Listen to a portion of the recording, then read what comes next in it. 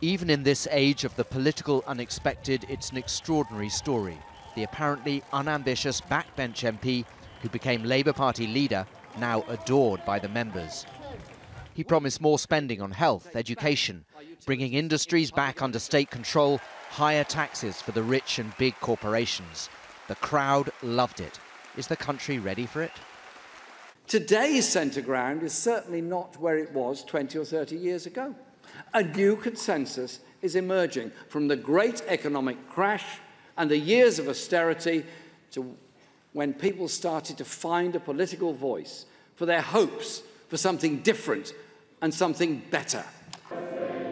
There's no doubting the fervour at this conference, but of course here, Jeremy Corbyn is preaching to the converted.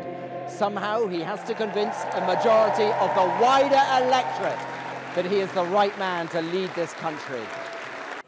They call it Corbyn Mania, a celebration of the man, even his pet cat. So is the Labour Party in danger of falling for a cult of personality?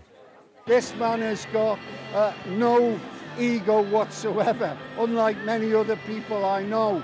And he's somewhat embarrassed sometimes. But the truth is, being a leader, one of the definitions of leadership is to inspire.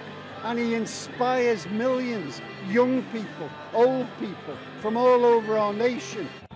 This is as close to dissent as we got at this conference. Pro-EU demonstrators want Jeremy Corbyn to take a stronger line against Brexit. On that, Labour, like the governing Conservative Party, is badly divided, trying to keep options open. In other areas, Jeremy Corbyn says he'd put the pursuit of peace and human rights at the centre of his foreign policy.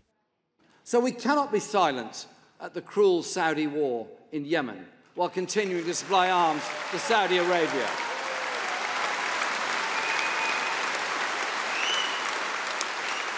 And I say this today to Aung San Suu Kyi, a champion of democracy and human rights.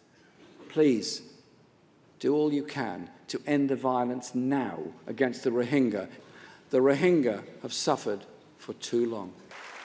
But first, he needs to win a general election, an election that the Conservative government will do its best to avoid.